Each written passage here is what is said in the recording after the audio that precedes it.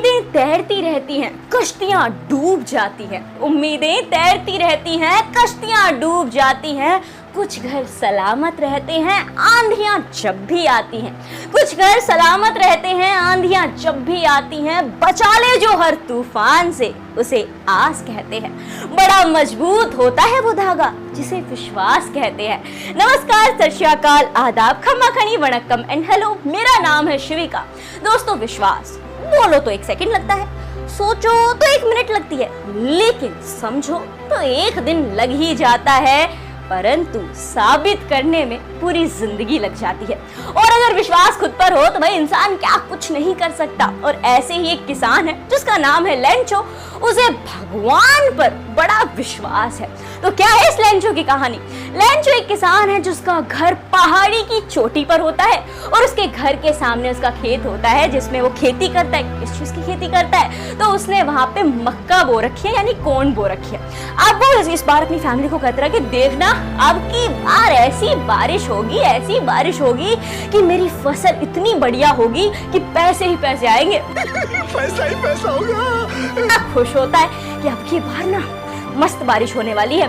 और वो अगले दिन उठता है इसी उम्मीद से कि आज बारिश होगी, और बाहर जाते ही बस आसमान को ताकते रहता है कि भैया बारिश होने वाली है, बारिश होने वाली है। बड़ा खुश रहता है। और लेंचो की बात सच भी होती है, बारिश शुरू हो जाती है। वो अपने परिवार को बुलाता है कि देखो देखो, मैंने कहा था बारिश होगी। और वो बारिश की बूंदों को बारिश की बूंदे नहीं कहता, वो कहता है भैया ये तो सिक्के गिर रहे हैं, these are the new coins. वो ऐसा क्यों कह रहा है? देखो, किसान होता है, किसान अपनी पूरी मेहनत लगाता है उस खेत में और उम्मीद करता है कि अच्छी बारिश होगी तो मेरी अच्छी फसल हो जाएगी, और अगर अच्छी फसल हो जाएगी तो बाजार में अच्छे दाम मिलेंगे ना। इसीलिए वो उन बारिश की बूंदों को पैसे कह रहा है। अब देखते ही देखते वो इतना खुश होता है, वो सोचता है कि क्यों ना मैं भी बाहर जाऊं और इन बूंदों को महसूस करूं। तो वो बाहर आता है, अपनी बाहें फैलाता है और उन बूंदों को महसूस करता है। लेकिन लेंचो की आंखों के सामने ही वो बारिश की जो बूंदे हैं ना, वो ओलों में तब्दील हो जाती हैं और बहुत ज्यादा ओले गिरने लगते हैं और तूफान आ जाता है। और देखते ही देखते लेंचो की सारी फसल मानो जैसे ओलों की चादर चढ़ गई हो उसके खेत पे, ऐसा मंजर उसके सामने होता है। और लेंचो उदास हो जाता है और वो कहता है कि भाई ये जो तूफान आया ये जल्दी से चला जाए, वरना मेरा तो कुछ भी नहीं बचेगा, सारी फसल खराब हो जाएगी। लेकिन वो तूफान उस पूरे खेत को उजाड़ देता है। अब जब वो तूफान रुकता है तो वो अपने बच्चों को कहता है, लेंचो अपने बच्चों से कहता है कि अगर टिड्डियां हमला करती ना तो भी थोड़ा बहुत छोड़ जाती, इस तूफान ने तो कुछ भी नहीं छोड़ा। और वो उदास हो जाता है। पूरा परिवार मायूस होकर बैठा रहता है, क्योंकि किसान की उम्मीद क्या होती है कि अच्छी फसल हो जाए तो अच्छे दाम मिल जाएंगे। उसके पास अपने गुजारा करने का सहारा उसकी खेती ही होती है, जो कि उस तूफान के आने से बर्बाद हो जाता है।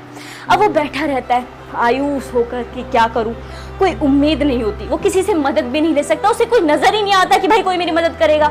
और बैठा बैठा फिर वो सोचता है क्यों ना मैं भगवान से मदद मांगू। अरे भगवान तो सब कुछ देख रहा है ना, वो तो इंसान की अंतरात्मा की आवाज भी सुन लेता है। तो ये सब उसने देखा होगा कि मेरे साथ गलत हुआ है, भूखमरी की हालत हो गई है, मेरी खाने के लिए मेरे पास कुछ नहीं बचा है, तो भगवान से क्यों ना मैं मदद मांगू। तो सोचता है कि क्या जुगाड़ बैठाऊं कि भगवान से मैं मदद मांग सकूं।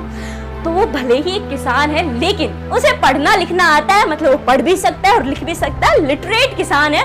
तो वो उठाता है एक पेपर और लेता है पेन और एक लेटर लिखता है कि क्यों ना मैं भगवान को एक लेटर लिखूं, अपनी हालत के बारे में बताऊं और उनसे मदद मांगू। तो लिखता है कि देखो भगवान, तुमको तो सब पता ही होगा क्या कुछ चल रहा है, मेरी हो गई है फसल बिल्कुल बर्बाद, खाने के लिए अन्न का एक दाना नहीं है, जेब में ढेले भर के अठन्नी नहीं है। अब आप यहाँ पे समझ सकते हो मेरी क्या हालत है, भूखे मरने पे आ गए हम, हमारे पास अन्न नहीं है तो हम कुछ खा नहीं सकते, भूखमरी की हालत हो गई है। तो अब मुझे ना 100 पेसोस की जरूरत है। पेसो क्या होते हैं आगे हम समझेंगे। तो कहता है मुझे ना 100 पेसो चाहिए ताकि मैं दोबारा से अपनी फसल बोने के लिए बीज वगैरह खरीद सकूं, और उस दौरान जब मैं खेती करूं तो उसके बीच में मुझे जो खाने पीने के लिए चीजें चाहिए, घर चलाने के लिए काम चाहिए, तो 100 पैसों में मेरा सारा काम हो जाएगा, तो आप मुझे ना 100 पैसो दे दो। वो पूरा लेटर लिख देता है भगवान के नाम, टू गॉड फ्रॉम लेंचो। अब जाता है वो पोस्ट ऑफिस जाने पर लेटर बॉक्स में अपना लेटर डाल देता है। अब जैसे ही वो वहां से जाता है, पोस्टमैन आता है, वो लेटर्स निकालता है, उसका तो काम है भाई सारे जिन्होंने जो लेटर्स दिए उन्हें उनके घर पे जो भी एड्रेस है वहां पे पहुंचाना। अब वो देखता है यहाँ पे तो फ्रॉम लेंचो टू गॉड लिखा है, कौन बखलोल आया था वे जो भगवान को लेटर लिख रहा है। तो वो हंसता है कि अजीब ही आदमी था। तो वो लेटर सोचता है कि क्यों ना पोस्ट मास्टर को दिखाऊं मैं ये लेटर। तो वो लेटर लेके पोस्ट मास्टर के पास जाता है। पोस्ट मास्टर भी एड्रेस देख के हंसता है कि भगवान को कौन लेटर लिख रहा है। तो वो सोचता है क्यों ना इसे खोल के हम पढ़ें कि ऐसा कौन महान आदमी है जो भगवान से सीधा डायरेक्ट बातचीत कर रहा है। तो खोलते हैं, उसमें उस लेंचो की लिखी हुई बात पढ़ते हैं कि देखो मेरे पास बहुत बुरी हालत हो गई है, पैसे हैं नहीं, तो भगवान तुम मुझे 100 पैसे दे दो। अब वो हंसते हंसते ना अचानक पोस्ट मास्टर सीरियस हो जाता है। सीरियस क्यों हो जाता है? उसे समझ में आती है लेंचो की हालत कि वो कितना मजबूर है, और साथ ही साथ वो देखता है कि कितना इनोसेंट है ये किसान जो भगवान से मदद मांग रहा है। अब आप ही सोचो, अगर यहाँ पे हम कह सकते हैं कि लेंचो ना थोड़ा अनुभवहीन है। कोई अनुभवी आदमी होगा तो वो क्या भगवान को ऐसे लेटर लिखेगा, और लेटर लिखने के बाद क्या ये उम्मीद करेगा कि मेरे पास पैसे आ जाएंगे? तो पोस्ट मास्टर सोचता है कि मैं ना इस लेंचो का जो विश्वास है ना भगवान पे, इसे डगमगाने नहीं दूंगा, कुछ तो करूंगा, कुछ तो इसकी ऐसी मदद करूंगा कि लेंचो का भगवान के ऊपर ना विश्वास बरकरार रहे। तो वो सोचता है क्या करूं कि लेंचो का भगवान पे विश्वास बना रहे। तो वो अपने एम्प्लॉयज को कहता है कि क्यों ना थोड़े थोड़े पैसे तुम दो, थोड़े थोड़े मैं देता हूँ, और ऐसे करके हम इकट्ठे करके जितने भी पैसे होते हैं वो लेंचो को भेज देंगे। तो वो सब ऐसा ही करते हैं, थोड़े एम्प्लॉयज देते हैं, थोड़ा अपनी सैलरी में से वो पोस्ट मास्टर थोड़ा सा हिस्सा निकाल के उसमें ऐड कर देता है। अब उनके पास टोटल होते हैं 70 पैसों यानी 70 पैसों इकट्ठे हो जाते हैं। लेकिन लेंचो ने तो 100 यानी 100 पैसों मांगे थे। तो कहते कोई बात नहीं, 70 तो हो गए ना, तो एक भी नहीं था, तो क्यों ना हम इसे एनवलप में डालते हैं। और वो वहाँ पे एनवलप में उसे पूरा पैक कर देता है और लिख देता है फ्रॉम गॉड, यानी गॉड का सिग्नेचर उस पर कर देता है। पोस्ट मास्टर ने ऐसा क्यों किया? भाई लेंचो ने किसे लेटर लिखा था? भगवान को लिखा था ना। और पोस्ट मास्टर क्या चाहता है कि लेंचो का भगवान पे से विश्वास ना उठे। तो वो सोचता है कि भगवान ने उसे दिया है, लेंचो ऐसा मान ले, इसलिए वहां पे गॉड ही लिख देता है। अगले दिन लेंचो फुल अपने तैयार हो के आता है कि भगवान का लेटर आया होगा, हमारी बात मानते हैं भगवान। तो निकालता है जैसे ही लेटर को, तो देखता है हाँ लेटर है। अब देखो हमें अगर ऐसा कोई लेटर मिल जाए कि भगवान ने लेटर दिया, हम तो एक्साइटमेंट, भगवान से बात हो रही है सीधी। लेकिन लेंचो एकदम कूल एंड काम, कोई एक्साइटमेंट नहीं, कोई सरप्राइज नहीं, उसे पहले ही पता होता है कि हाँ मेरे लिए लेटर आया होगा। वो खोलता है और जब तक वो काम रहता है, लेकिन जैसे ही वो उस एनवलप को खोल के पैसे गिनना शुरू करता है, भड़क जाता है, एकदम एंग्री यंग मैन बन जाता है। क्यों? वो उसमें देखता है मैंने तो 100 पैसों मांगे थे, यहाँ पे तो 70 पैसों ही है। तो सोचता कुछ तो गड़बड़ घोटाला है। तो विंडो पे जाता है और कहता है भैया जरा पेन और पेपर दो मुझे एक बार। वो लेता है और कुछ लिखता है। लिखने के बाद वापस उसे पूरा लेटर वगैरह बना के लेटर बॉक्स में डाल देता है। जैसे ही लंच वहां से 9 तो 11 होता है, पोस्टमैन आता है कि क्या लिख के गया है, कुछ तो देखे। वो फटाफट से लेटर निकालता है, पोस्ट मास्टर के पास जाता है और कहता है लेंचो देखे गया है, देखते हैं क्या लिखा हुआ उसने। अब उसमें पता है लेंचो ने क्या लिखा होता है? वो कहता है कि भगवान तुमने जो 100 पैसों भेजे थे ना, उसमें से 70 पैसों मुझे मिल गए हैं। आगे से जब पैसों भेजो ना तो सीधे मेरे एड्रेस पे भेजना, सीधे मेरे घर भेजना, ये बीच में पोस्ट ऑफिस मत भेजना। ये जितने पोस्टमैन यहाँ पे बैठे सारे के सारे निहायती बेईमान चोटे हैं। मेरे 30 पैसों इन्होंने चुरा लिए। मुझे पता है तुम बेईमानी नहीं करने वाले, तुम तो भगवान हो, तुम्हारे पास किस चीज की कमी है? तुमने तो 100 ही भेजे होंगे, लेकिन इन्होंने 30 ले लिए, तो इसीलिए अब अगली बार जब भेजो तो सीधा मेरे घर ही भेज देना। और यहाँ पे हो जाती है कहानी खत्म। तो इसी कहानी का नाम पड़ जाता है ए लेटर टू गॉड, जिसे किसने लिखा है? G.L. फ्यूनेटस, जिनका पूरा नाम है ग्रिगोरिया लोपेस फ्यूनेटस। तो ए लेटर टू गॉड जो है वो इंग्लिश की जो बुक है फर्स्ट फ्लाइट क्लास 10th की, उसका पहला चैप्टर है। मैंने जब इस चैप्टर को पढ़ा, काफी इंटरेस्टिंग चैप्टर लगा, काफी बढ़िया स्टोरी भी थी, और इसमें काफी चीजें भी क्लियर हुई कि कैसे इंसान का इंसान को लेकर रिलेशन, इंसान का भगवान और नेचर को लेकर जो रिलेशन है, वो काफी चीजें जानने को मिली। और फिर मैंने इसके क्वेश्चन आंसर्स भी सोल्व किए, तो मुझे लगा क्यों ना आपके साथ भी शेयर कर दिया जाए।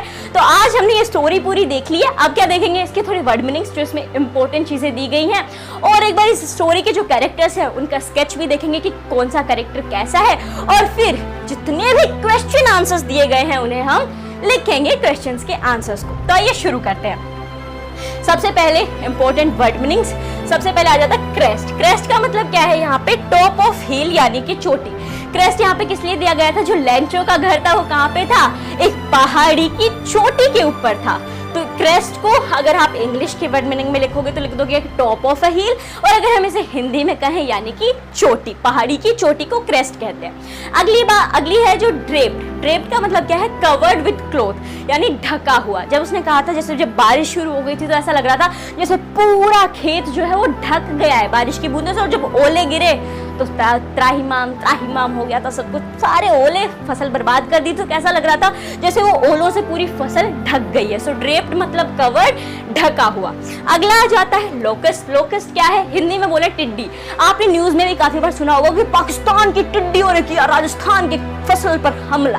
तो टिड्डी क्या होती है? एक ऐसा इंसेक्ट है जो फसल को बर्बाद कर देता है, और ये ग्रुप्स में होते हैं, ऐसे एक दो इंसेक्ट नहीं आते, ये ग्रुप में हमला करते हैं और उससे जो फसल होती है वो बर्बाद हो जाती है। इंग्लिश में हम उन्हें लोकस्ट कहते हैं। जैसे insect which fly in big swarms, swarms में groups and destroy crop, Hindi में बोले तो टिड्डी। अगला है कंसाइंस। कंसाइंस क्या होता है? An inner sense of right and wrong, यानी अंतरात्मा की आवाज। आपने देखा होगा कई बार आपके मन में आता है कि फैक्ट जो बोल रहे हो ठीक है, लेकिन ना मेरा मन ये कह रहा है कि ये सही है। तो जो आपका मन कह रहा है वही तो है आपकी अंतरात्मा की आवाज, इंग्लिश में कहेंगे कंसाइंस। अगला देखो पैसो, जो कि स्टोरी में भी आया था। तो पैसो क्या है? Currency of several Latin American countries. जैसे हमारे देश की करेंसी है रुपीज, ऐसे ही जो लैटिन अमेरिकन कंट्रीज हैं उनकी करेंसी क्या है? पैसो, जिसमें मैक्सिको आ जाता है, और भी जितनी साउथ अमेरिकन कंट्रीज हैं उनकी करेंसी पैसो। आगे आ जाता है अमेबल। अमेबल का मतलब होता है फ्रेंडली एंड प्लेजेंट, यानी दोस्ताना। अमेबल किसके लिए यूज में हुआ था? तो चैप्टर के अंदर अमेबल वर्ड जो है वो पोस्ट मास्टर के लिए यूज में हुआ था, कि वो काफी फ्रेंडली नेचर का, काफी दोस्ताना किस्म का, कि सबकी हेल्प करना चाहता है, तो उसके लिए था अमेबल। उसके बाद आ जाता है कंटेनमेंट। कंटेनमेंट का क्या मतलब होता है? सेटिस्फिकेशन, संतुष्टि। ठीक है, आगे देखते हैं कुछ और वर्ड्स हैं। पीजेंट, देखो किसान, फार्मर भी बोलते हैं हम किसान को, और हम उसे पीजेंट भी बोल सकते हैं। उसके बाद है हार्वेस्ट। हार्वेस्ट मतलब फसल। उसके बाद है हेलस्टोन, ओले। देखो वहां पे दो वर्ड यूज में हुए थे, यहाँ एक हेलस्टोन है और एक और वर्ड था जो था हेलस्टोम। तो स्टॉर्म यानी कि तूफान, और हेल स्टॉर्म मतलब ओलों के साथ तूफान, यानी तूफान आ रहा है और साथ में ओले भी गिर रहे हैं। सो हेल स्टोन्स, ओले जो हम हिंदी में बोलते हैं, वो भयंकर बारिश हो रही है, ओले गिर रहे हैं, इतने ओले गिर गए, और इंग्लिश में कहेंगे हम हेल स्टोन्स। ड्रिजल, बूंदाबांदी, कहते हैं ना कि हाँ बूंदाबांदी हो रही है, बादल है, थोड़ी बूंदाबांदी चल रही है, ज्यादा बारिश नहीं हो रही है, पकौड़ी वगैरह का इंतजाम कर लो, क्या पता और बारिश हो जाए। तो उसे इंग्लिश में हम कहेंगे ड्रिजल, ठीक है, बूंदाबांदी। स्टार्वेशन यानी कि भूखमरी, जब खाने के लिए कुछ भी ना हो, जैसे लेंचो की हालत हो गई थी, पूरी फसल बर्बाद हो गई थी, खाने के लिए कुछ नहीं बचा था, यानी भूखमरी की हालत हो गई थी, तो उसे हम इंग्लिश में क्या कहेंगे? स्टार्वेशन। क्रूक, क्रूक मतलब धूर्त, निहायती बेईमान आदमी, देखते ही मन करे कि दौड़ झापट दे, यानी कि जो बेईमान होता है, धूर्त होता है। और ये किसके लिए यूज में हुआ था?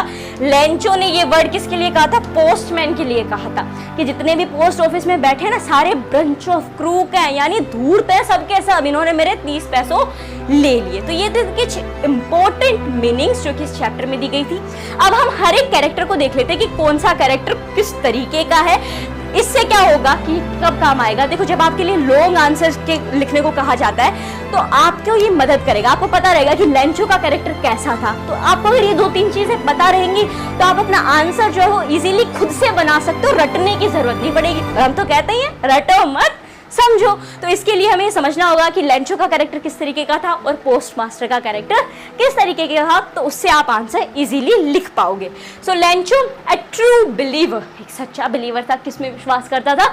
भगवान में विश्वास करता था। He truly believes in the all encompassing power of God, भगवान की शक्ति पे अटूट विश्वास था लेंचो को।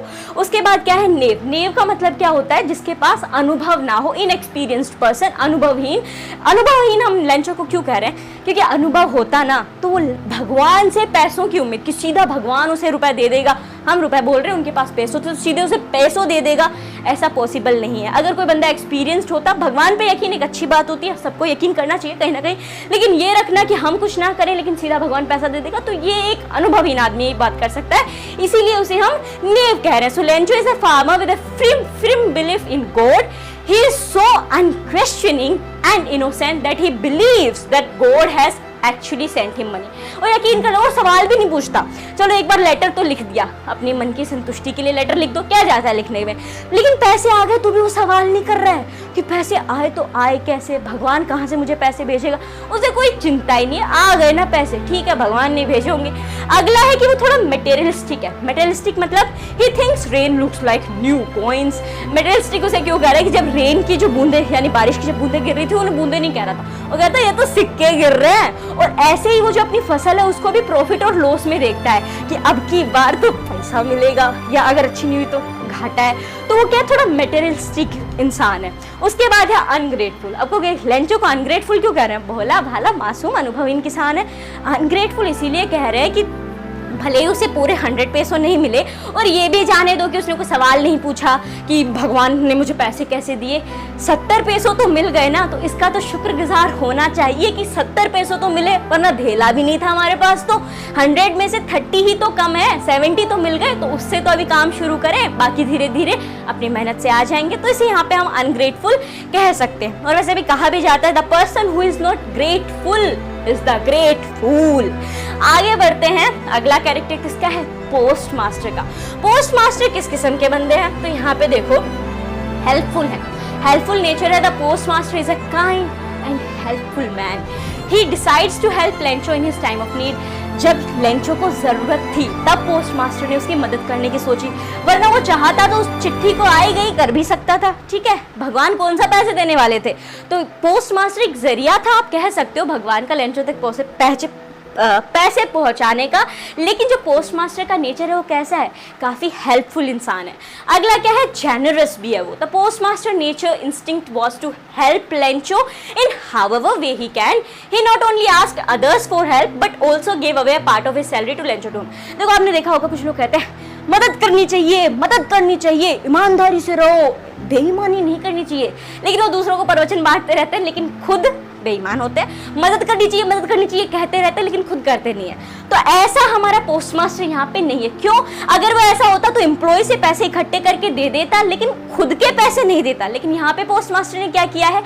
अपनी सैलरी में से भी, भाई जितने में मेरा घर चल सकता है वो उसने रख लिए, और कि थोड़े बहुत निकल भी जाएं तो भी उसकी आर्थिक हालत पे इतना असर ना पड़े और लेंचो की मदद भी हो जाए, तो क्या करता है? अपनी सैलरी में से भी थोड़ा सा हिस्सा उसमें ऐड कर देता है। तो एम्प्लॉय से भी उसने पैसे लिए और खुद के भी थोड़े बहुत पैसे उसने दिए। अगला है अंडरस्टैंडिंग, यानी वो समझ सकता है। He didn't wish for Lencho's faith in God to be shaken and thus helps him by arranging the money that he had actually asked from God. देखो वो समझता है इंसान के इमोशंस को, उनकी फीलिंग्स को वो समझ सकता है। जब लेंचो ने भगवान को लिखा तो समझ पा रहा है कि उसका भगवान पे जो विश्वास है ना वो डगमगाए ना, इसीलिए उसने क्या किया? उसकी मदद करने की सोची। तो ये तो हो गया पोस्ट मास्टर का। अब इस चैप्टर में ना कुछ लिटरेरी एलिमेंट्स हैं जिन्हें हमें जानना चाहिए, उससे ग्रामर हमारी थोड़ी स्ट्रॉन्ग होगी, हमें पता चलेगा कि ये किस बेसिस पे लिखी गई थी। तो पहला लिटरेरी एलिमेंट क्या है? आयरनी। अब आयरनी क्या होता है? आयरनी मतलब जैसा आपने उम्मीद की हो कि ऐसा ऐसा ऐसा ऐसा होने वाला है, लेकिन उसका उल्टा हो जाए। उम्मीद की होगी अब की बार तो 90 से ऊपर बनने वाले हैं, लेकिन 60 से भी नीचे आए, तो वो क्या है? आपने जो उम्मीद की थी ना उसका अपोजिट कुछ हो जाना, तो उसे कहते हैं हम irony. Irony is when words are used to express something that is very different from the actual intent. अब यहाँ पे देखो ये जो स्टोरी भी है ना, इसकी ऑथर ने कैसी एंडिंग की है? आयरोनिक एंडिंग की है। ऐसे क्यों? देखो जब लेंचो को पैसे मिले, तो अगर आपने ये स्टोरी पहले नहीं पढ़ी थी, पहले नहीं सुनी थी, तो फर्स्ट टाइम क्या होगा? अब तो चलो हैप्पी एंडिंग ही होती है, उसे पैसे मिल जाएंगे और शुक्रगुजार रहेगा, सोचेगा पता नहीं जिसने भी मेरी मदद की भगवान उसका भला करे, मेरा भी भला करे, ऐसा ही ना, थोड़ा ग्रेटफुल रहेगा। लेकिन यहाँ पे क्या हुआ है? यहाँ पे लेंचो ने उल्टा जिसने उसकी मदद की थी, जो पोस्ट मास्टर था, उसे ही कह दिया क्रूक है, धूर्त है ये तो यहाँ पे क्या हुआ? जैसा सोचा था वैसा नहीं हुआ। पोस्ट मास्टर ने जिस इंटेंट के साथ उसकी मदद की थी वो तो अपनी जेन्युइनली हेल्प कर रहा था लेंचो की, लेकिन बदले में उसे क्या मिला? कि बेईमान है साला। तो आगे देखो, Lencho believes God had sent him the money but it is actually the people at the post office had sent him money. Lencho क्या सोचा था? भगवान ने पैसे भेजे, लेकिन असल में किसने पैसे भेजे थे? जो पोस्ट ऑफिस में लोग थे उन्होंने। So the people at the post office had help Lencho out of genuine intent, but ironically Lencho blames them for stealing his 30 पैसोस। उन्होंने तो अपने मन से हेल्प की थी ना, लेकिन लेंचो ने उन्हें ही ब्लेम कर दिया। वैसे आपको क्या लगता है लास्ट में पोस्ट मास्टर क्या कह रहा होगा? पैसे बर्बाद, बेन स्टोक्स मदद भी की, उल्टे में हमें सुनने को यही मिला कि तुम बेईमान हो। अगला क्या है यहाँ पे? The use of metaphor. Metaphor क्या होता है? जैसे देखो, मैं अगर ऐसे कहूं that Rohan is as busy as bee, यानी जो रोहन है ना वो बी की तरह बिजी है। जैसे मधुमक्खी शहद बनाने में बिजी रहती है ना, ऐसे ही रोहन बिजी रहता है। तो यहाँ पे एज जैसे आता है ना, एज बिजी एज बी, तो ये क्या है? ये सिमिल हो गए, SIMILE, इन्हें हम सिमिल कहते हैं। या फिर अगर हम लाइक भी यूज करते हैं, जैसे my sister Yeats like a monkey, बंदर की तरह खाती है। तो ये सब क्या है, यहाँ पे सिमिल्स है। अब मेटाफोर क्या होता है, मेटाफोर भी इसी से रिलेटेड होता है। यहाँ पे भी हम क्या करते हैं, एक चीज को दूसरी चीज से कंपेयर करते हैं, लेकिन जो चीजें यहाँ पे ध्यान में रखनी है मेटाफोर को लेके, कि वहां पे एज और लाइक नहीं आएगा, कंपैरिजन होगा। किसी दूसरी चीज की क्वालिटी जो है ना वो अलग चीज को दे दी जाएंगी कंपेयर करने के लिए, बट वहां पे एज और लाइक नहीं आएगा, उसे ही हम कहते हैं मेटाफोर। तो इस स्टोरी में बहुत बार मेटाफोर का यूज हुआ है। आइए देखते हैं कहाँ कहाँ पे हुआ है। सबसे पहले देखो, Funes makes us use of metaphor in the story to draw unlikely comparison between things. Some example of the metaphor are in the phrase huge mountains of clouds. The author draws a comparison between hugeness of mountain with the clouds. क्या कहता है, huge mountains of clouds, तो उसने बादलों को किसके साथ compare किया है, माउंटेन ही तो बड़े होते हैं ना, काफी लंबे चौड़े होते हैं, तो उन्होंने क्या किया, बादलों को माउंटेन की जो ह्यूजनेस है उसके साथ कंपेयर किया। तो यहाँ पे ये किसका यूज हुआ, मेटाफोर का। आगे भी अगर हम देखें, the author compare Lencho with an ox in the phrase. वो क्या करता है, N ox of a man, इसका मतलब क्या है, ऑक्स जैसे बैल खेत में काम करता है, बैल काफी हार्ड वर्किंग होता है, तो उसने क्या किया, लेंचो को भी किससे कंपेयर किया, ऑक्स के साथ, बैल के साथ कंपेयर किया कि काफी हार्ड वर्किंग है ये फार्मर। लेंचो जो है वो बैल की तरह अपने खेत में लगा रहता है, मेहनत करता है। तो यहाँ पे भी क्या है, ऑक्स था, उसके साथ किसे कंपेयर किया गया, लेंचो को कंपेयर किया गया। तो यहाँ पे भी किसका यूज हुआ, मेटाफोर का। आगे हम देखें, the author compares the rain drop with new coins. क्या कहता है लेंचो की, ये बूंदे नहीं है, ये तो नए नए सिक्के गिर रहे हैं। तो देखा जाए तो वो बूंदे ही थी, लेकिन उन्हें किससे कंपेयर किया जा रहा है, पैसों से कंपेयर किया जा रहा है। और ऐसा क्यों किया जा रहा है, किसान के लिए उसकी फसल सब कुछ होती है, जब अच्छी फसल होती है तो अच्छे दाम मिलते हैं, और वो कब अच्छी फसल कब होती है, जब बढ़िया बारिश हो जाती है। सो इसीलिए यहाँ पे भी ये क्या हुआ, एक use of metaphor. This shows that Lencho is hoping the harvest will bring him money. New points क्यों गया कि पैसे आएंगे जब अच्छी फसल होगी। आगे हम देखें, so the hailstones have been called frozen pearls. जब वो ओले गिर रहे थे तो उसके बच्चे कहते थे तो फ्रोजन पेल्स जैसे दिख रहे हैं। पेल्स मतलब मोती, फ्रोजन ओले जो हैं वो बर्फ जैसे हैं। तो ये यहाँ पे ओलों को किससे कंपेयर किया गया है, फ्रोजन पेल्स से। So Lencho was unhappy with the beautiful hailstone as they destroyed his field। आप देखो ओले गिरे हुए हैं, पूरी फसल अगर ओलों से कवर्ड है, तो अगर आपने वो खेती नहीं की है तो आपको वो नज़ारा काफ़ी अच्छा लगेगा, कितना अच्छा दिख रहा है।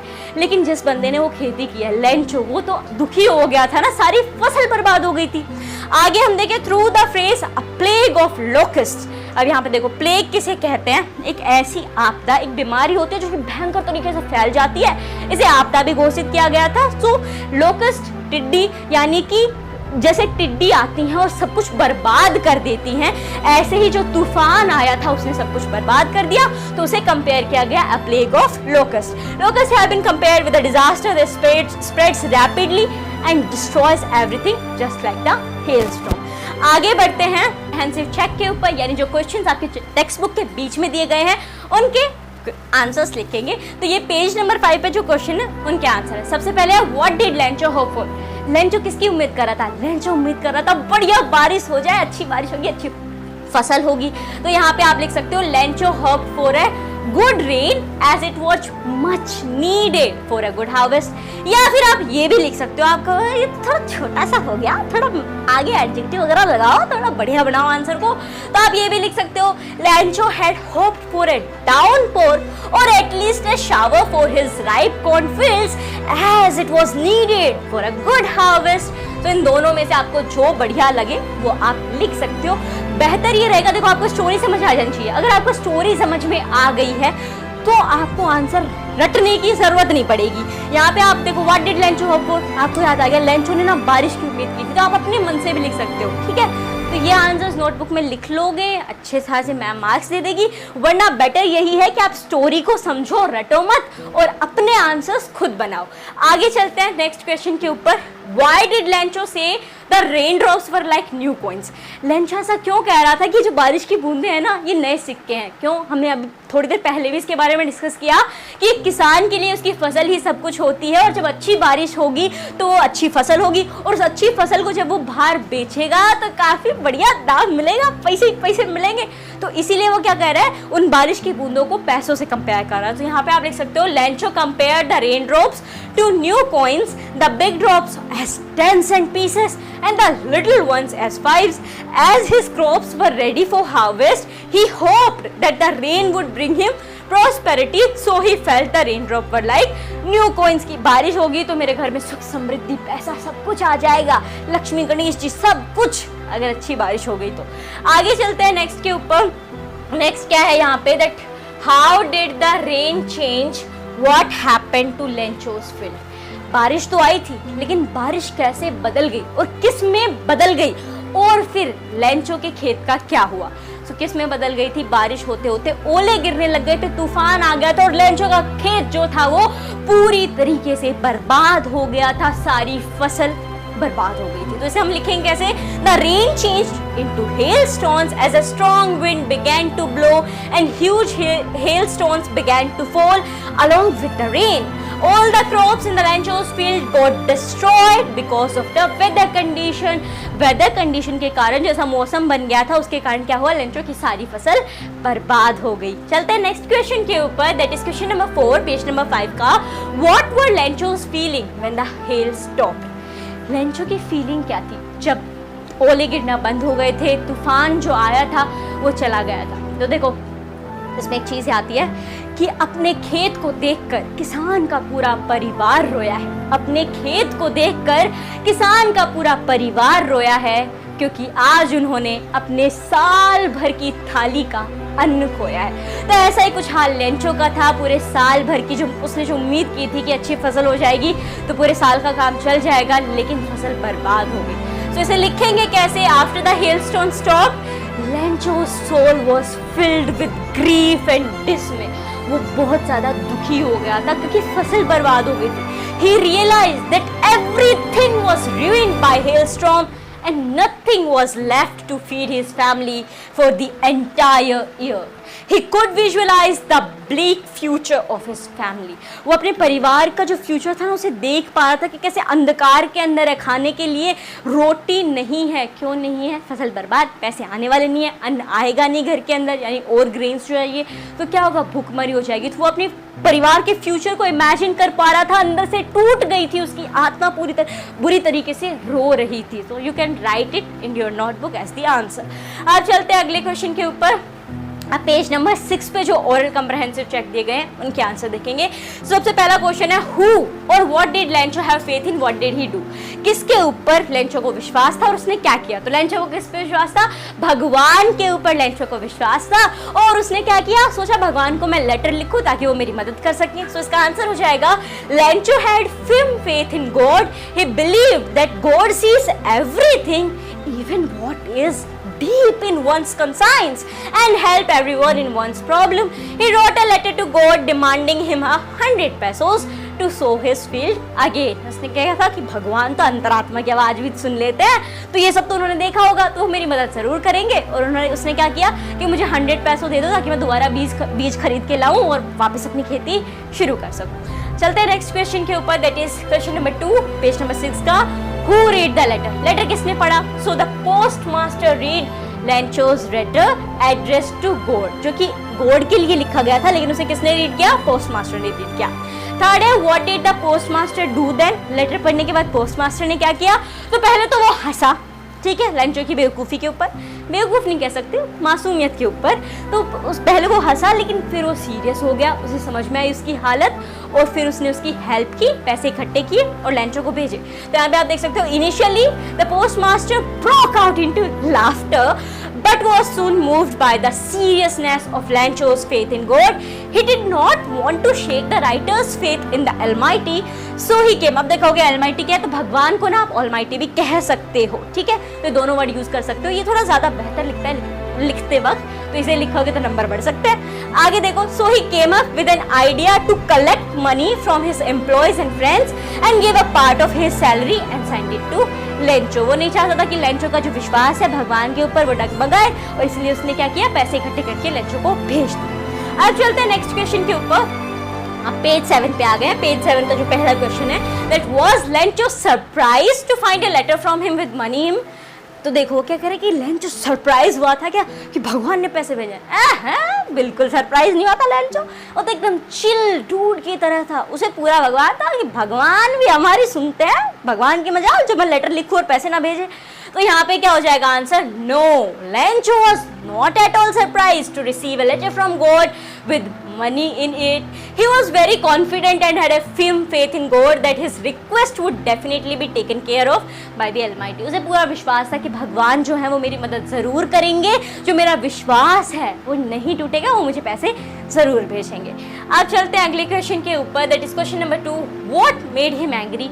कि जब सब कुछ सही चल रहा था, उसका विश्वास था और उसे पैसे भी मिल गए, तो काहे भड़क उठा अचानक से वो? तो इसका आंसर होगा when Lencho counted the money he found only 70 pesos instead of the 100 pesos. उसने तो 100 मांगे थे, यहाँ पे तो 70 मिले, इसीलिए वो भड़क गया।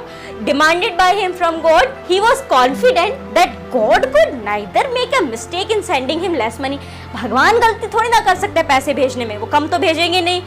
Nor could have denied Lencho what he had requested, और ना ही वो जो लेंचो ने रिक्वेस्ट की थी उसे मना कर सकते हैं, क्योंकि वो तो भगवान का भक्त है और भगवान अपने भक्तों को नाराज थोड़ी ना करेंगे, ऐसा वो सोच रहा है। So therefore he came to the conclusion that the post office employees must have taken the remaining 30 pesos from the envelope. तो उसने सोचा कि भगवान तो यहाँ पे बिल्कुल कल्प्रिट है नहीं, तो पक्का इन पोस्ट ऑफिस के जो एम्प्लॉय है ना, इनका ही किया गया है, इन्होंने मेरे 30 पैसों ले लिए, एड्रेस पड़ा होगा भगवान से आया है, तो इनकी भी नीयत में कुछ तो खोट होगा, इसलिए मेरे पैसे निकाल लिए। तो इसलिए वो क्या हो गया था, थोड़ा गुस्सा हो गया था, 30 पैसों कम थे इसके कारण। अब चलते हैं नेक्स्ट क्वेश्चन के ऊपर, that is thinking about the text. अब जितने भी ओरल कंप्रहेंसिव चेक थे वो हमने क्या कर लिया, कंप्लीट। अब आ गए हम आगे, जो कि अब आएगा thinking about the text, thinking about the language, thinking about the speaking and listening and writing, जो सारी चीजें वो अब हम कवर करेंगे। सो थिंकिंग अबाउट द टेक्स्ट का जो पहला क्वेश्चन है, that is Who does Lencho have complete faith in? Which sentence is the story tell this? कि किसके ऊपर लेंचो को पूरा विश्वास था, और आपको किन सेंटेंसेस से ऐसा लगता है कि उसे उस चीज पर पूरा विश्वास था?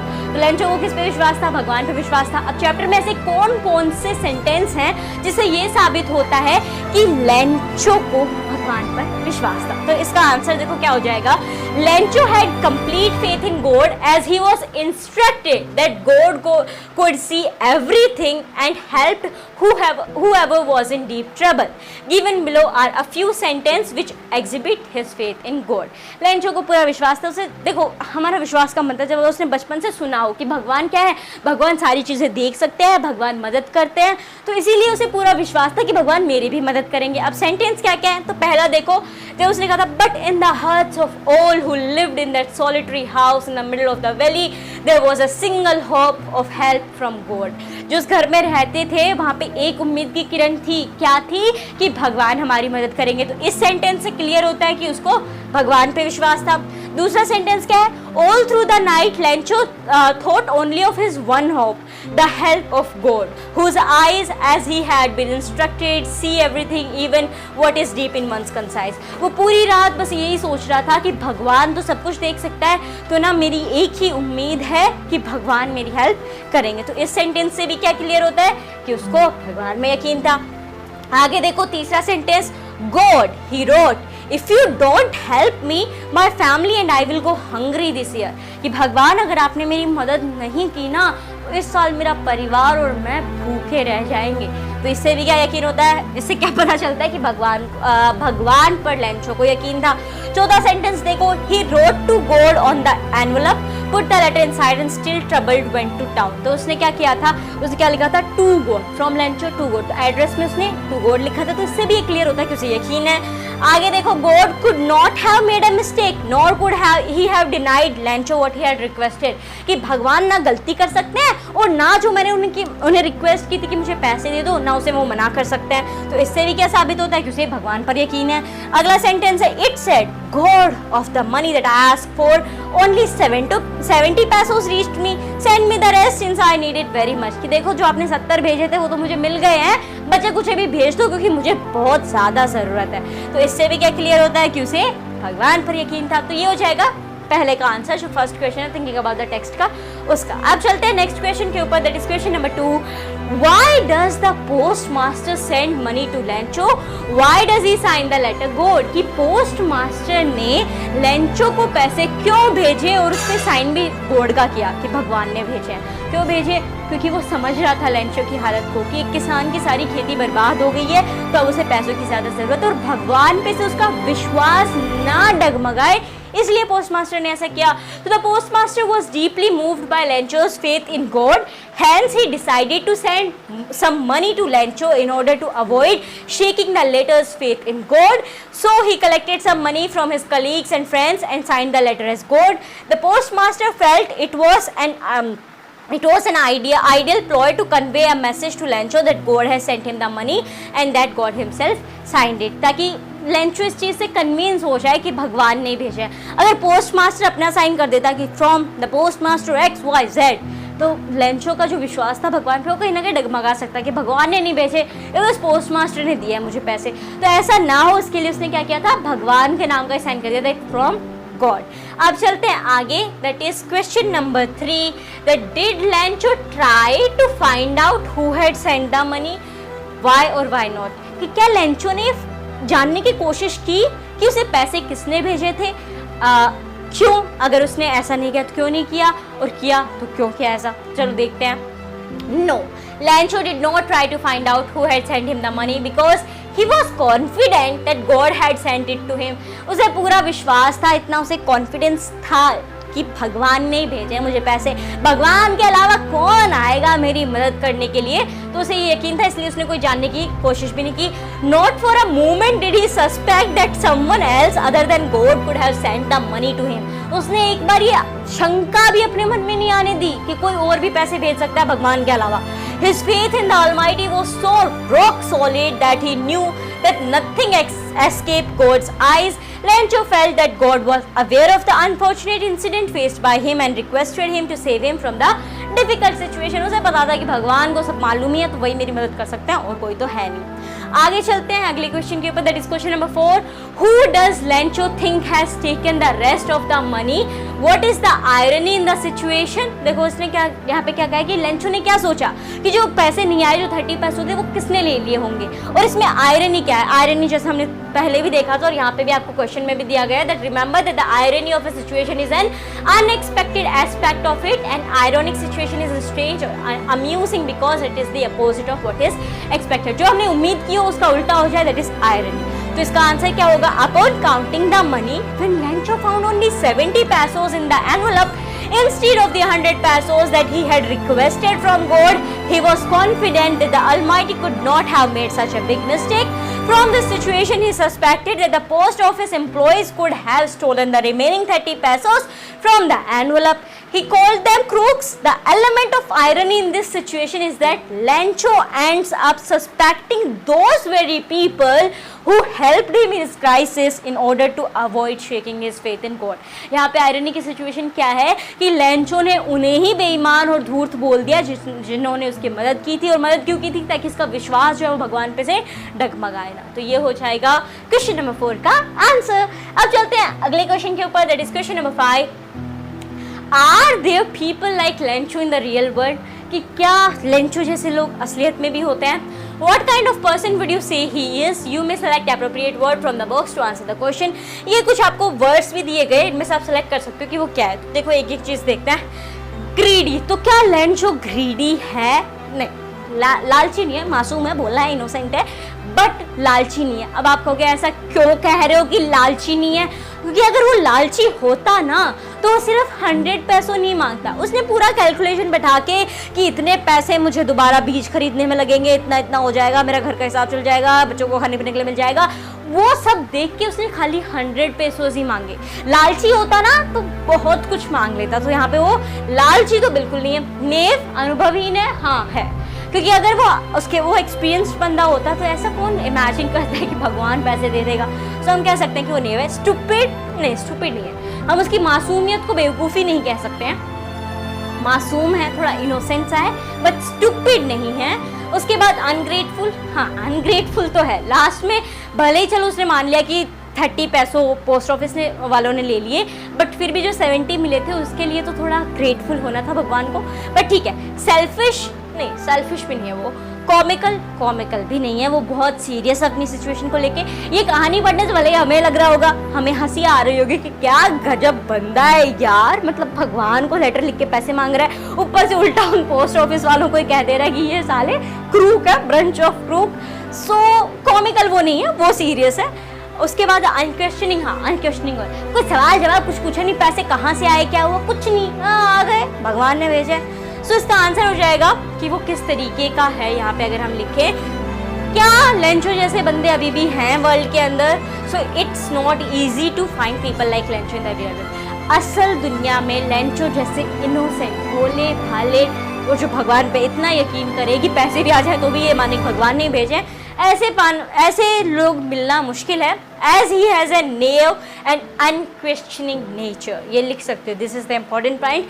From the story we can conclude that he is not stupid, he is a literate person who wrote a letter to God without any address requesting for money.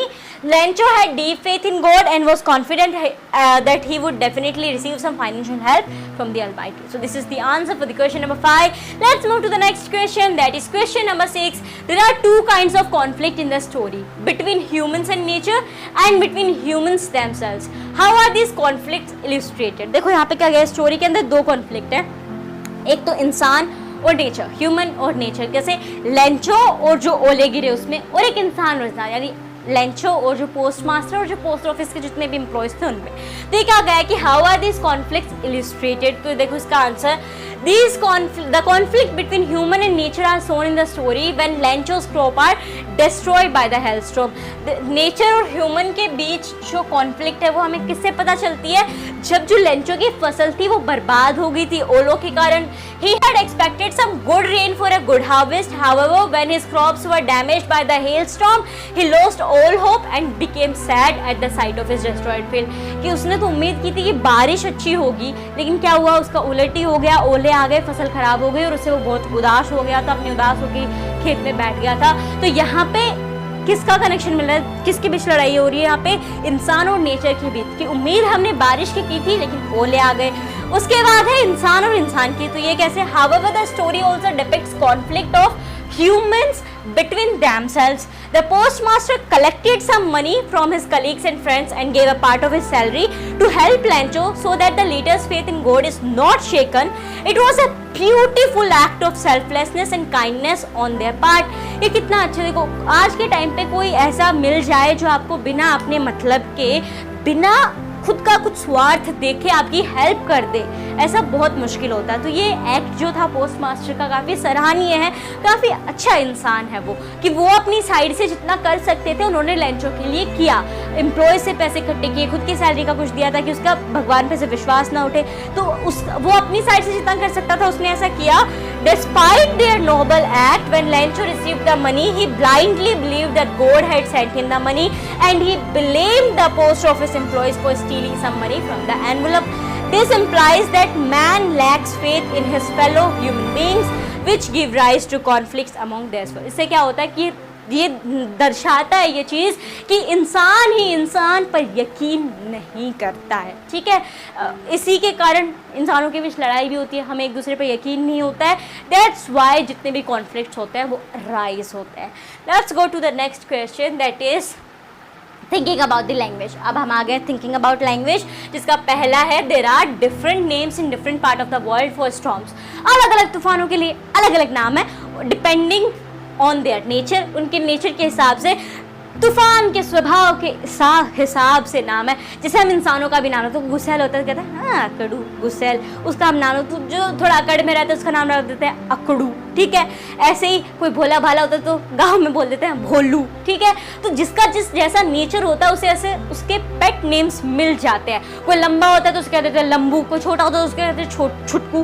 तो इस तरीके की क्या है, हम उसको देख के उसके नेचर के हिसाब से नाम दे देते हैं। ऐसे ही तूफान के नेचर के हिसाब से उनके भी नाम होते हैं। तो यहाँ पे हमें कुछ उनकी बताई गई है कि उनका नेचर क्या है, और ये उनके नाम हमें दिए गए हैं, हमें इन्हें फिल करना है इन ब्लैंक्स के अंदर और बताना है कि किसका क्या आंसर होगा। सो लेट्स डू इट। सबसे पहले क्या है first one, a violent tropical storm in which strong wind move in a circle. एक भयंकर तबाही मचा देने वाला ट्रॉपिकल स्टॉर्म तूफान है, लेकिन वो क्या होता है strong wind move in a circle, ऐसे गोल गोल गोल गोल गोल गोल गोल ऐसे घूमता है, सर्कल के अंदर आता है, तो उसे क्या कहेंगे सर्कल में आता है। एज यू कैन सी यहाँ पे फिल इन द ब्लैंक्स भी देख लो, नाम भी देख लो। तीसरा आ रहा है यहाँ पे सी, तो यहाँ पे तीसरा किसमें सी है, साइक्लोन के अंदर। तो जो सर्कल के अंदर आता है उसे हम क्या कहेंगे, साइक्लोन। ठीक है, इसका आंसर हो जाएगा साइक्लोन। सेकंड वन है एन एक्सट्रीमली स्ट्रॉन्ग विंड, बहुत ही भयंकर तेज तूफान, उसे क्या कहेंगे, उसे यहाँ पे देखो बीच में यानी 1 2 3 4 लेटर वर्ड है और सेकंड लेटर क्या है, ए है, so this is gale, so GALE। एक एक्सट्रीमली स्ट्रॉन्ग विंड, उसे हम क्या कहेंगे, गेल। थर्ड है a violent tropical storm with very strong wind, tropical storm लेकिन बहुत भयंकर हवा के साथ। वो सर्कल में था, ये नॉर्मल है, तो इसका देखो 1 2 3 4 5 6 7 लेटर वर्ड है, जिसका थर्ड क्या है, पी है। तो यहाँ पे आप देखो पी थर्ड यहाँ पे किसका है, टाइफून का है, तो इसका आंसर क्या हो जाएगा, टाइफून, TYPHOON। ठीक है, टाइफून। चलते हैं फोर्थ वन पे, a violent storm whose centre is a cloud in the shape of funnel. ये देखो कैसा है कि ये बादल है, ठीक है, और ये फनल की शेप में होता है कुछ इस तरीके से, बादल ऊपर ऐसे बन रखा है और फनल की शेप में जो ऐसा तूफान आता है उसे हम क्या कहेंगे। तो यहाँ पे 1 2 3 4 5 6 7 लेटर वर्ड है और जिसका फोर्थ एन है। So as we can see यहाँ पे टोर्नेडो जो है वो फनल लाइक शेप में होगा, तो इट्स आंसर इज टोर्नाडो। अब चलते हैं आगे फिफ्थ पे, a violent storm with very strong winds specially in the western Atlantic ocean. एक भयंकर तूफान बहुत भयंकर हवा के साथ, लेकिन वो कहाँ पे होता है, वेस्टर्न अटलांटिक ओशन। तो यहाँ पे देखो इसका थर्ड लेटर क्या है, आर है, तो यहाँ पे थर्ड लेटर आर किसका है, हरिकेन का है, तो इसका आंसर हो जाएगा HURRICANE।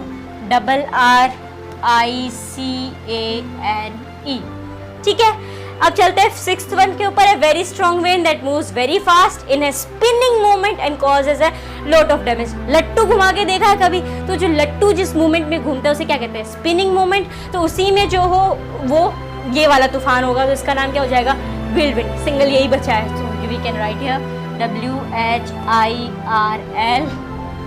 फिर है विंड WINT। तो ये हो गया थिंकिंग अबाउट लैंग्वेज का फर्स्ट क्वेश्चन। अब चलते हैं नेक्स्ट क्वेश्चन के ऊपर। नेक्स्ट क्वेश्चन को करने से पहले उसके कॉन्सेप्ट को समझना होगा। तो यहाँ पे देखो क्या है, notice how the word hope is used in this sentence from the story. यहाँ पे देखो ये दो सेंटेंस दिए हैं, यहाँ पे हमें समझना है कि होप को कैसे यूज में लिया गया है, जो होप वर्ड है उसे। तो पहला सेंटेंस है I hope it passes quickly, क्या आप जल्दी चला जाए, हेलस्टॉर्म जो है वो। तो क्या कर रहा है, वो ऐसी उम्मीद कर रहा है कि ये जल्दी चला जाए। और दूसरा सेंटेंस अगर आप देखो, there was a single hope help from God, कि वहाँ पे सिर्फ एक ही उम्मीद की किरण थी, दैट इज कि भगवान से मदद मिल जाए। तो अगर आप देखोगे तो जो फर्स्ट सेंटेंस है इसके अंदर जो होप है वो कैसे है, होप इज अ वर्ब। यहाँ पे होप किसका काम कर रहा है, वर्ब का काम कर रहा है। ऐसा क्यों, वो भी समझेंगे। और दूसरे में जो होप है वो नाउन का काम कर रहा है।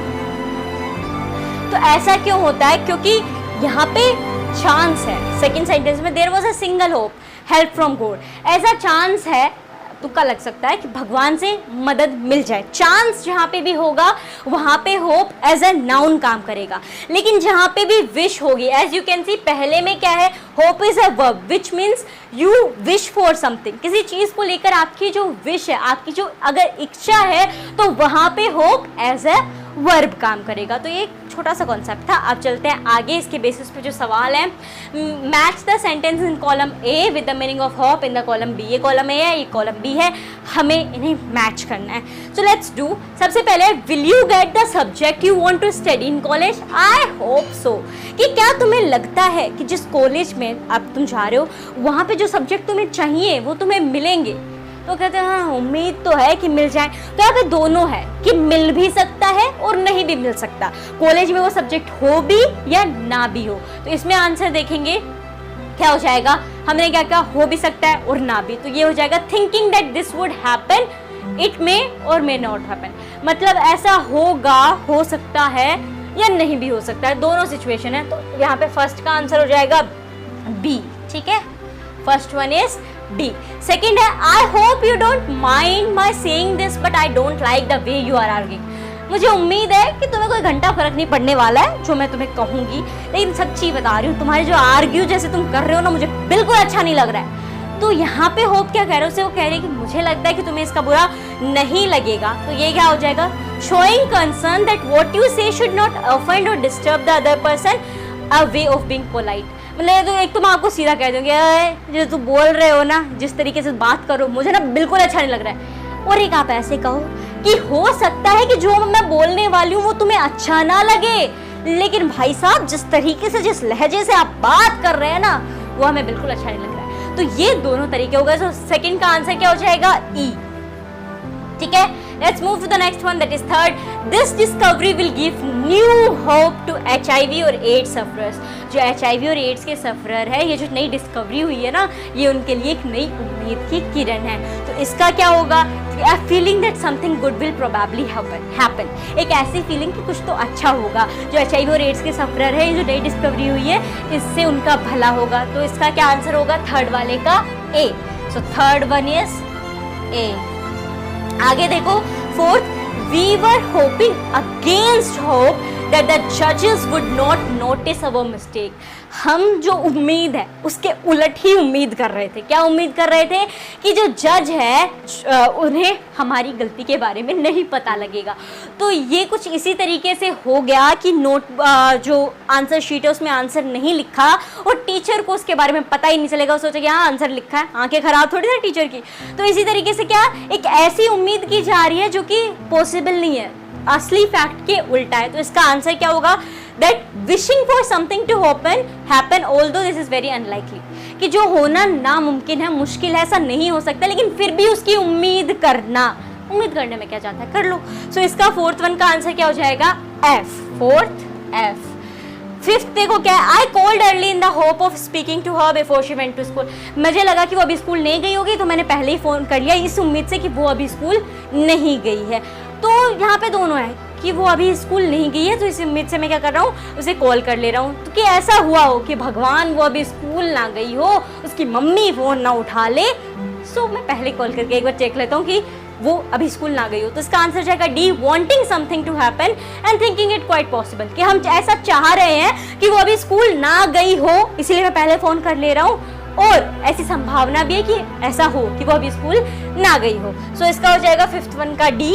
सिक्स्थ है, just when everybody had given up hope the fisherman came back 7 days after the cyclone. जब सबने उम्मीद छोड़ दी थी कि वो नहीं आएगा, तो साइक्लोन के 7 दिन के बाद जो मछुआरा है, तो जो फिशरमैन है, वो आ गया। तो इसका आंसर क्या हो जाएगा, C, stop believing that this good thing would happen, कि सबने उम्मीद छोड़ दी। कई बार ये भी होता है कि आप एग्जाम दे के आ गए हो, लेकिन आने के बाद आपने ये उम्मीद छोड़ दी कि इसमें मेरे को 70 से ज़्यादा मिल जाएंगे, 70 मार्क्स से।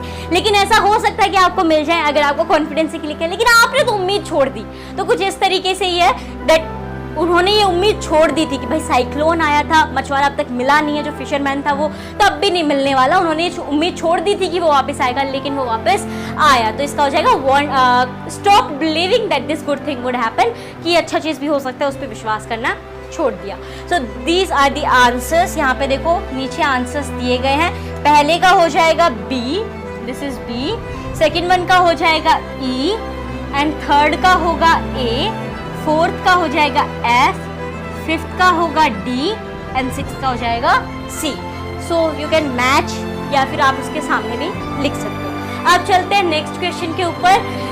नेक्स्ट क्वेश्चन को समझने के पहले उसका कॉन्सेप्ट समझना होगा। So that is relative close. देखो रिलेटिव क्लोज को समझने के लिए ना आपको सिंपल सी एक चीज़ देखनी है कि अगर उसके आगे रिलेटिव प्रोनाउन है, पहली बात रिलेटिव क्लोज किस लिए काम में आते हैं कि वो नाउन की चीज़ को थोड़ा एम्फसाइज करते हैं, तो उन्हें एडजेक्टिव क्लोज भी कहा जा सकता है और कहते भी हैं। सो रिलेटिव क्लोज या फिर एडजेक्टिव क्लोज एक ही बात है। और अगर आपको रिलेटिव क्लोज समझना है, पहचानना है, तो अगर उसके आगे रिलेटिव प्रोनाउन लगाओ, आप कहोगे रिलेटिव प्रोनाउन हु, हुम, हुज, और भी बहुत सारे, तो अगर ये हो तो आप समझ जाओ कि क्या है, रिलेटिव क्लोज है। तो यहाँ पे किस तरीके से रिलेटिव क्लोज दिया गया है, all morning Lencho who knew his field intimately. तो ये क्या है, यहाँ पे रिलेटिव क्लोज है, साथ ही साथ ये ना एक डिपेंडेंट क्लोज भी है। क्यों, अगर मैं सिर्फ ये बोलूँ हु न्यू हिज फील्ड्स इंटिमेटली, कुछ चीज क्लियर नहीं हो रही, कोई सेंस ही नहीं बन रही, right.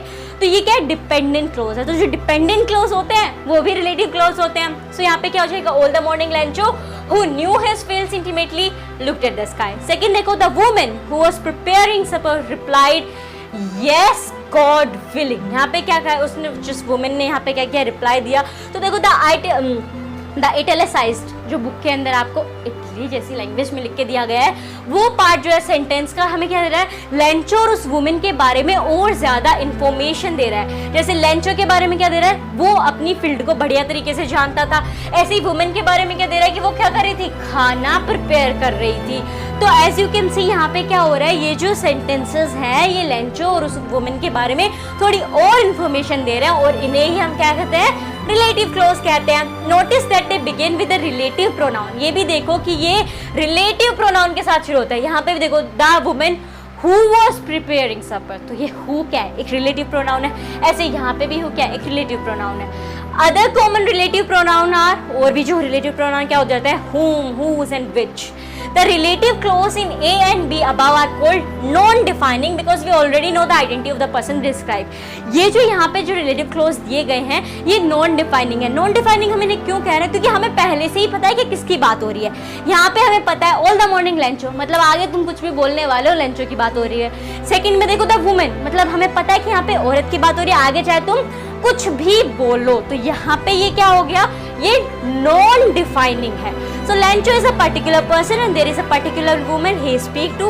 We don't need the information in the relative clause to pick these people out from a large set. A non-defining relative clause usually has a comma in front of it and a comma after it. देखो क्या होता है, जो non-defining relative clause होगा ना, जैसे यहाँ पे all morning Lencho, तो या तो यहाँ पे भी कोमा होगा और जहाँ पे ये relative clause खत्म होगा वहाँ पे भी कोमा होगा।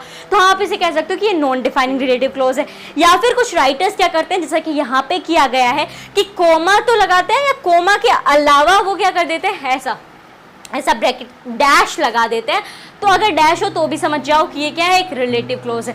जहाँ पे ये शुरू हो रहा है और जहाँ पे ये खत्म हो रहा है दोनों साइड डैश है। और या फिर इसमें देख सकते हो जहाँ पे ये शुरू हुआ कोमा है और यहाँ पे भी जहाँ खत्म हुआ यहाँ पे कोमा है। तो इससे आप समझ सकते हो कि क्या है, नॉन डिफाइनिंग रिलेटिव क्लोज है। If the relative clause comes at the end we just put a full stop. और अगर रिलेटिव क्लोज किसी सेंटेंस में लास्ट में है तो क्या आप कहोगे, आपने कहा कोमा है दोनों साइड में, तो नहीं, एक साइड शुरू किया वहां पे कोमा लगा दिया, लास्ट में आपको फुल स्टॉप ही लगाना है। अब चलते हैं नेक्स्ट के ऊपर, दैट इज रिलेटिव क्लोज से रिलेटेड जो क्वेश्चन दिए गए हैं। Join the sentences given below using who, हुम, हुज, व्हिच एज सजेस्टेड। कुछ सवाल दिए गए हैं, हमें इन्हें क्या करना है, सेंटेंस को ज्वाइन करना है किससे, जो रिलेटिव प्रोनाउन दिए गए हैं। और इन्होंने खुद बताया कि भैया इसमें विच लगाना, इधर उधर मत कर देना, इसके अंदर क्या हु वगैरह लगाना रहेगा और इसमें आपको हुज लगाना है। तो इन्हें लिख के देखते हैं। सबसे पहले क्या है, I often go to Mumbai which is the commercial capital of India. अब यहाँ पे हमें विच लगाना है, तो क्या कर सकते हैं हम यहाँ पे, एक I often go to Mumbai, मैं ज़्यादातर मुंबई ज़्यादा रहता हूँ। अब मुंबई क्या है, कमर्शियल कैपिटल है इंडिया की, आर्थिक राजधानी है भारत की। तो यहाँ पे हमें विच लगाना है, तो हम कैसे लगा सकते हैं, I often go to Mumbai which is the commercial capital of India. ये सही रहेगा ना। तो इसका आंसर आप क्या लिखोगे, I often go to Mumbai, which is the commercial capital of India. Second क्या है, why my mother is going to host a TV show on cooking as she cooks very well. क्या कह रहे, मेरी mummy जो है ना वो एक टीवी शो होस्ट करने वाली है और किस पे है, कुकिंग के ऊपर है। और वो ऐसा क्यों करने वाली है, क्योंकि वो खुद भी बहुत अच्छा खाना बनाती हैं। तो इसे क्या रख सकते हैं, my mother is going to host a TV show, she cooks very well. My mother who cooks very well is gonna host a TV show on cooking. तो इसका आंसर यही होगा, that my mother who cooks very well is going to host a TV show on cooking. Third देखो, these sports person are going to meet the president, their performance has been excellent. ये जो sports person है ना, ये president से मिलने वाले हैं, इनकी परफॉर्मेंस जो थी वो एक्सीलेंट थी। अब इसे हमें हुज को लेके लिखना है, हमें यहाँ पे दिया गया है हुज, तो हम यहाँ पे इसे कैसे लिख सकते हैं? We can write this, these sports person whose performance has been excellent are going to meet the president। so ये हो जाएगा इसका answer. so you can write ये फर्स्ट सेकंड थर्ड। अब इसके दो पार्ट हो रहे हैं, चलते हैं नेक्स्ट पे, that is the fourth one. Lencho prayed to God, his eye sees into our mind। यहाँ पे हमें हुज लगाना है, तो यहाँ पे देखो लेंचो ने भगवान को प्रे किया और जिसकी आंखें जो है वो हमारे दिमाग में क्या चल रहा है सब कुछ देख सकती है। तो यहाँ पे हुज हम कहाँ लगा सकते हैं? Lencho prayed to God whose eye see into our mind। तो इसका आंसर हो जाएगा Lencho prayed to God whose eye see into our mind। Fifth one है, this man cheated me, I trusted him। whom यहाँ पे हमें use लेना है, तो हम क्या कर सकते हैं? This man cheated me, I trusted him। तो यह क्या होता है? The man whom I trusted cheated me, कि जिस बंदे पे मैंने यकीन किया उसने क्या किया? चीट कर दिया। तो इसका आंसर हो जाएगा this man whom I trusted cheated me। तो ये हो गया रिलेटिव क्लेयर्स के जो क्वेश्चन थे उनका आंसर। अब चलते हैं नेक्स्ट क्वेश्चन के ऊपर, that is using negatives for emphasise. यहाँ पे हमें से पहले समझना होगा और फिर इनके क्वेश्चंस के आंसर देने होंगे। देखो हम क्या समझते हैं कि कोई भी सेंटेंस अगर उसमें नेगेटिव वर्ड है, नो नॉट नथिंग टाइप, तो ये क्या हो गया? नेगेटिव सेंटेंस हो गया। लेकिन कभी कभी ना नेगेटिव वर्ड्स जो है ना वो एक चीज को एम्फसाइज करने के लिए भी यूज में लिए जाते हैं, और इस चैप्टर में कुछ ऐसा ही हुआ है। तो आइए देखते हैं कैसे। We know that sentence with words such as no not और nothing show the absence of something और कॉन्ट्राडिक्ट समथिंग। हमें पता है कि नो नॉट नथिंग अगर है तो इसका मतलब यह है कि कोई चीज या तो उसमें है नहीं, या फिर जो फैक्ट है ये उसका खंडन करने वाला है, कॉन्ट्रडिक्ट करने वाला है। फॉर एग्जाम्पल जो कि टेक्स्ट बुक में दिए गए हैं, that this year we will have no corn. इस साल कोई कॉर्न ही नहीं है, तो क्या नो कॉर्न, तो किसकी एब्सेंस है यहाँ पे? Corn. So corn will be absent. ऐसे ही अगर हम सेकंड देखें, the hell has left nothing, कि हेल ने कुछ भी नहीं छोड़ा, जो ओले गिरे थे ना उससे कुछ नहीं बचा। तो कुछ में क्या नहीं बचा? हमने यहाँ पे नथिंग लिखा, लेकिन था क्या जिससे बर्बाद हो गई? फसल बर्बाद हो गई ना। सो एब्सेंस ऑफ ए क्रॉप। आगे देखो सी, These are not raindrops falling from the sky, they are new coins। अब देखो क्या कह रहा है? Are not raindrops, बकायदा है तो वो बारिश की बूंदे, लेकिन ये असली फैक्ट को क्या कर रहा है? कॉन्ट्राडिक्ट कर रहा है। और ऐसा क्यों किया जाता है? ऐसा उसे एम्फसाइज करने के लिए किया जाता है। So as you can see, contradict the common idea of what the drop of water falling from the sky are, but sometime negative words are just used to emphasise an idea. अब और देखो story के अंदर से दिए गए, Lencho had done nothing else but see the sky toward the north। अब ये सीधा भी लिख सकता था कि लेंचो जो है वो खाली आसमान को देख रहा था, लेकिन इस चीज को थोड़ा और एम्फसाइज करने के लिए क्या कर दिया गया? Lencho had done nothing else। अगर कोई इतना ही बोल के रुक जाए, Lencho had done nothing else, तो जो जिसने लेंचो को काम पे लगाया वो भड़क जाएगा, क्या कुछ भी नहीं किया उसने? लेकिन भाई पूरी बात तो सुनो कि उसने कुछ भी नहीं किया, लेकिन उसने क्या किया?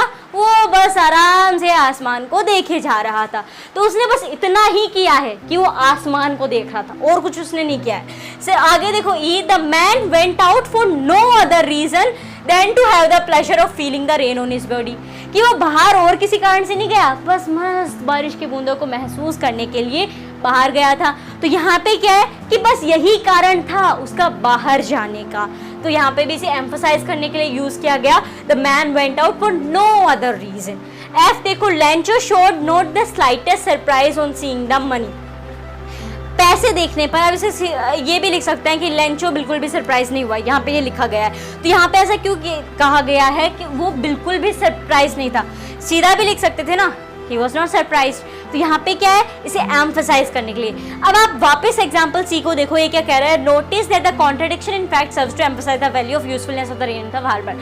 यहाँ पे ये क्या कह रहा है कि क्यों यहाँ पे हमने यूज किया है न्यू कॉइन्स। हमने ऐसा क्यों कहा है कि they are not the rain drops, ये बारिश की बूंदे नहीं है। क्यों? क्योंकि ये किसान के लिए वो बारिश की बूंदे कितनी जरूरी होती हैं, उस चीज को एम्फसाइज करने के लिए हमने यहाँ पे नेगेटिव वर्ड को यूज में लिया है। आई होप आपको नेगेटिव्स यूज में लेने से कैसे एम्फसाइज होता है सेंटेंस का मीनिंग वो समझ में आ गया होगा। तो इससे रिलेटेड कुछ क्वेश्चन है, उन्हें सॉल्व करते हैं। तो देखो सबसे पहले क्या दिया है? Using negative for emphasis, find sentence in the story which negative words which express the following ideas.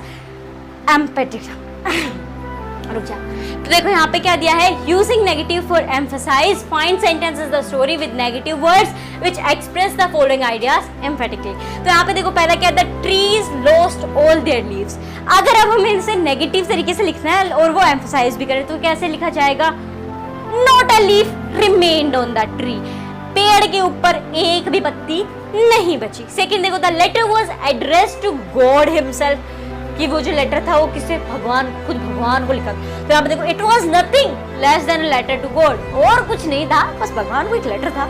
Third देखो, the postman so this address for the first time in his career, कि पोस्टमैन ने वो career, अपने पूरे career में वो address पहली बार देखा था।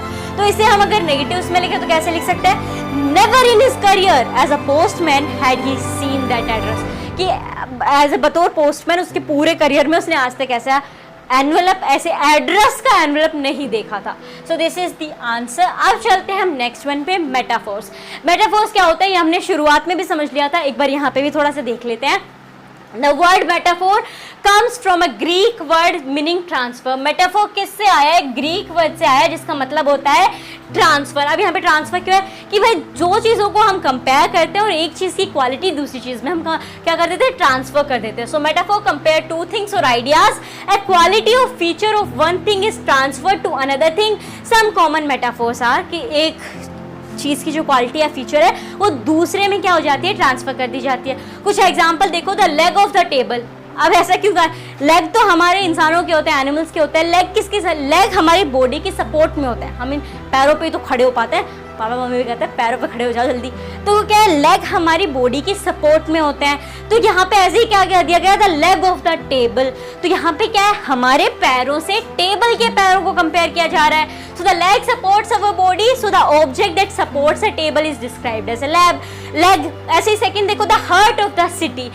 जो हमारा दिल होता है वो हमारे शरीर का सेंटर होता है, राइट। ऐसे ही किसी शहर का जो सेंटर होता है उसे क्या कर देते हैं, हमारे दिल से कंपेयर कर देते हैं और कहते हैं कि वो उस शहर का सेंटर है, यानी कि हार्ट है। So the heart is an important organ in the centre of our body, so this word is used to describe the central area of a city. अब कहोगे ठीक है समझ में आ गया, मेटाफोर समझ आ गया, तो आइए इससे रिलेटेड क्वेश्चन कर लेते हैं। तो यहाँ पे क्वेश्चन क्या है, in pairs find metaphor from the story to complete the table below, try to say what qualities are being compared. तो जहाँ जहाँ पे आपको खाली स्पेस है ना वहाँ पे ये सब कुछ लिख देना है। क्या है, सबसे पहले क्लाउड। तो क्लाउड को किस चीज से कंपेयर किया था, ह्यूज माउंटेन्स ऑफ क्लाउड। किससे कंपेयर किया था, माउंटेन से कंपेयर किया था। सो द मास और ह्यूजनेस ऑफ माउंटेन, क्या क्वालिटी कंपेयर हो रही है, माउंटेन की जो ह्यूजनेस है वो। और मेटाफोर जो कि आपकी टेक्स्ट बुक में दिया गया था वो क्या था, huge mountains of cloud. Object क्या है, क्लाउड है। फिर है रेन ड्रॉप्स। तो यहाँ पे देखो एक बार तो उसने रेन ड्रॉप को कर्टन ऑफ रेन भी कहा था, जिसका मतलब क्या है कि बारिश ने पूरे खेत को कवर कर लिया, यानी कि ढक लिया। तो ये उसकी क्वालिटी है। या फिर यहाँ पे उसने रेन ड्रॉप्स को एक और चीज कही थी, दैट इज न्यू कॉइन्स। अब न्यू कॉइन्स उन्होंने क्यों कहा था, क्योंकि जब फसल होती है, जब उसे बेचेंगे तो पैसे मिलेंगे। सो व्हेन द क्रॉप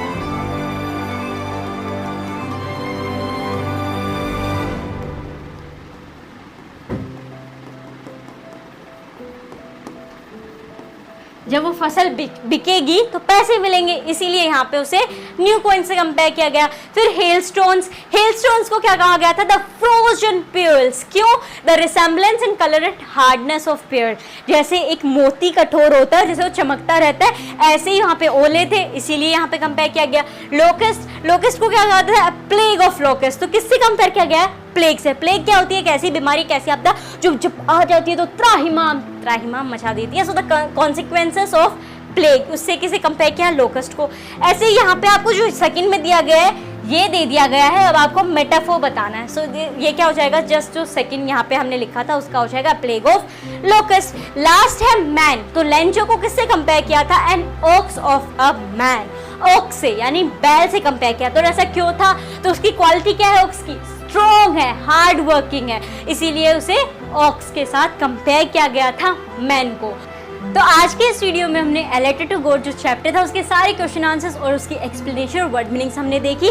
अभी इस चैप्टर के अंदर 2 पॉइंट्स भी हैं वो हम अलग पार्ट में देखेंगे। डस्ट ऑफ स्नो एक सेपरेट वीडियो रहेगा और फायर एंड आइस एक अलग वीडियो रहेगा, उसे भी आप चैनल पे देख सकते हो। और हाँ, ये जो भी हमने यहाँ पे आंसर्स देखे थे क्वेश्चंस के, इस सब का PDF ना आपको डिस्क्रिप्शन में एक लिंक दिया गया है, उस लिंक पे क्लिक करने से आपको मिल जाएगा। तो आप अपने आंसर्स उसमें से देखकर नोटबुक में लिख सकते हो। ऐसे ही मेरे जितने भी वीडियोस हैं जो आपने देखे हैं, उन सब के जो भी आंसर्स होते हैं, जो भी स्लाइड्स क्रिएट की गई हैं, वो सारा आपको PDF डिस्क्रिप्शन में दिए गए लिंक में मिल जाएगा। और जो मैंने यहाँ पे सीखा था, जो मेरी लर्निंग थी, वो मैंने आपके साथ शेयर की। तो आपको लगा हो कि हाँ शिविका सीखा तो सही था, वीडियो भी बढ़िया था, तो इस वीडियो को लाइक कर दीजिए। और मैंने अपनी लर्निंग आपके साथ शेयर की, तो आप भी अपनी लर्निंग अपने दोस्तों के साथ शेयर कीजिए इस वीडियो को शेयर करके। और हाँ, आगे जैसे जैसे मैं नई नई चीजें सीखती जाऊँ, चैप्टर्स को एक्सप्लोर करती जाऊँ और आपके साथ शेयर करती जाऊँ, तो आपको पता चल जाए कि आज शिविका ने ये सीख लिया है और हमारे साथ शेयर करने आ गई है। तो उसके लिए आप बेल आइकन पर भी जरूर क्लिक करें। मिलते हैं एक नई वीडियो के साथ। धन्यवाद।